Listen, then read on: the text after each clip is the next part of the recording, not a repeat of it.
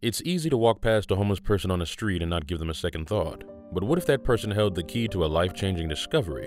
In a bustling city filled with towering buildings and indifferent faces, a homeless man named Peter found himself huddled on the cold sidewalk. He was once a renowned scientist, with a brilliant mind and a strong passion for discoveries. But life had dealt him a bad hand, leading him down a path that no one could have predicted, stripping away his accomplishments and leaving him with nothing but a cardboard sign that read, "Anything helps." He has sat on the same corner every day for the last 5 years, and it was always the same. People ignored him. They all had their own lives, their own worries, and no time to pay attention to a homeless man. But that was all about to change. From the corner of his eye, Peter saw a man who seemingly stopped in his tracks to try and read the sign from a distance. He looked old and was squinting his eyes at Peter. His eyes were drawn to the sharp, intelligent gaze of the homeless man, which played a strong contrast against the rest of his look. There was an air of mystery surrounding Peter, as if he held a secret that the world desperately needed to uncover. And so he approached Peter with an uncertain heart. "Excuse me," began the man. "I don't have any spare change, but I have a few cigarettes. You want them?" "All right. What harm could they do now?" said Peter, shrugging his shoulders as he got up. "The name is Hector," said the man as he handed Peter the pack. "Would you indulge me, Hector?" said Peter, offering him one. Hector took a cigarette from the carton and they both lit up. "I'm Peter." "So what's your story, Peter? What's it to you?" "If you're trying to distract me to rob me, I have nothing," replied Peter. "Nothing of the sort, no. I'm just, well, reconnecting with the world around me, I guess. I don't have anywhere to be right now, so why not?" said Hector. "You're that lonely?" said Peter, poking fun at Hector. Hector smiles. "No. Last time someone spoke to me on the street was to tell me to get off the sidewalk. So I'm surprised that's all," said Peter. "So why are you here? Addiction? Prison?" pressed Hector. "You would think. That's pretty classic. But no. I was You will think I'm a loony once you hear it, so what's even the point?" "Humor me," said Hector. "I was a scientist, graduated top of my class for biology, worked my way up in big pharma, but then something happened," answered Peter. "What?" asked Hector. "Well, when you have a high position in a pharmaceutical company, you are often in charge of approving which new medications get released, and I was never in it for the money. I wanted to help people, revolutionize modern medicine. But once I finally got the position I needed to do it, I realized that I'd never be able to. Big med companies wanted me to sign off on drugs that would do more damage than good. They tried to bribe me, but I didn't budge, so they fired me," said Peter. "Why not just find another job?" inquired Hector. "The word spread pretty quickly that I couldn't be bought, so most paths to a similar job were permanently closed for me. They looked for someone to comply with their dirty work, not refuse it. So slowly but surely, I lost everything.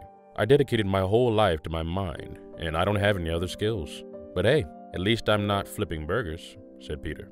"You're stubborn," remarked Hector. "Of course," replied Peter. "That's what's not letting you move on," noticed Hector. "I don't want anything else," said Peter. "If you have a goal, you need to find a new approach instead of whining like a baby about righteousness. If your dream is to help others, there's always a way to get involved," insisted Hector. "Like?" asked Peter. Hector began to dig in his pocket and pulled out a card. "Come by this address at 5 p.m., said Hector. "Why should I trust you? What if you kill me?" joked Peter. "Well, there is always the option of staying exactly where you are. The choice is yours," said Hector. Peter took the card from Hector's hand. "I'll think about it." "You do that," replied Hector. Hector began walking away, picking up his pace, leaving Peter to think about the occurrence that just took place. It was certainly uncanny, but Peter couldn't help but feel anxious. This was too good to be true. Or was it?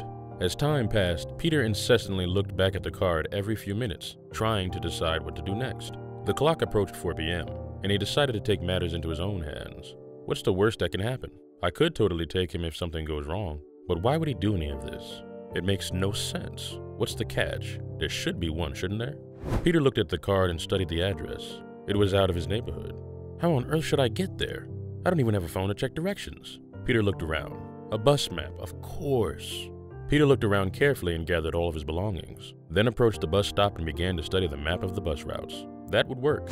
I'd only need to go a few stops. I have the money, but only for a one-way ticket. Peter saw a bus approaching in the distance. This was the moment that would make or break the rest of his life, and without knowing it, Peter hopped on a bus toward his destiny. An hour later, he arrived to the edge of the wealthy part of town. Not believing his eyes, Peter stepped off the bus and looked at the card once more. House number 75 should be somewhere here. And so Peter began searching for the house. Upon stumbling on the door that read 75, Peter came up and pressed the buzzer. For a moment there was no answer. Scared, Peter looked over the card once more and pondered whether he was at the right address. Or perhaps maybe the whole charade was a prank. Then, suddenly, the door swung open and Hector stood in the doorway. "I knew you'd show," said Hector. "Why did you want to see me?" said Peter. "Come on in, I'll show you." They both disappeared into the house. "I opened a hospice several months ago to help people that can't afford health care," said Hector as they walked along a corridor. "Why? You don't have anything better to do?" asked Peter. "Why would you say that?" asked Hector. "Well, the Robin Hood image of selfless service to the less fortunate doesn't really fit with someone who owns a home in this part of town," said Peter. "You see, when you live to see as much as I have, maybe you'll understand why," replied Hector. They entered the office. Peter quizzes Hector about his hospice, desperately trying to find out the purpose of him being invited here. They talked for a while, about life, about work, and where it all went wrong. Seemingly the two bonded, while finding uncanny similarities regardless of their unparalleled backgrounds. "But why me? How would I be of any service?" asked Peter. "You said yourself you know biology." "I need extra hands to take care of those in the ward, the ill ones," said Hector. "If you think I have time for volunteering, well, I do, but I need to make money. No offense, but being a homeless volunteer is borderline comedic," joked Peter. "I'll hire you." "You still have your license?" asked Hector. "Yes, but I was never a practicing doctor. I had it merely as decoration." "Doesn't matter. It will just make the documents easier. I don't mean to impose, but if I were to work as a doctor for your organization, could you help me get a loan for a temporary apartment?" "Doctors don't really sleep on the street," said Peter. "You can stay in the guest home if you like. It'll be much closer to your place of work. Plus, you'll be able to be on standby at all times," replied Hector. "You mean here?" asked Peter. "Yes. I'm telling you, you have no precautions at all. Letting a stranger into your home, a stranger off the street at that. I could be a murderer, or could rob you in your sleep," exclaimed Peter, completely baffled. "Will you?" "Well, no," replied Peter. "So it's settled then." They shook hands, and so they began working together.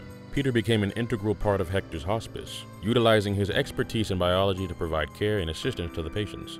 Over time, Peter's dedication and compassion for those in need shone through, earning him the trust and respect of both the staff and patients alike. As Peter immersed himself in his new role, he discovered a renewed sense of purpose. He witnessed the impact he could make on the lives of the patients, providing comfort, support, and sometimes even hope during their most challenging moments. His scientific knowledge combined with his newfound empathy allowed him to approach healthcare from a unique perspective, proposing innovative ideas and treatments that brought about remarkable improvements in the cases of his patients.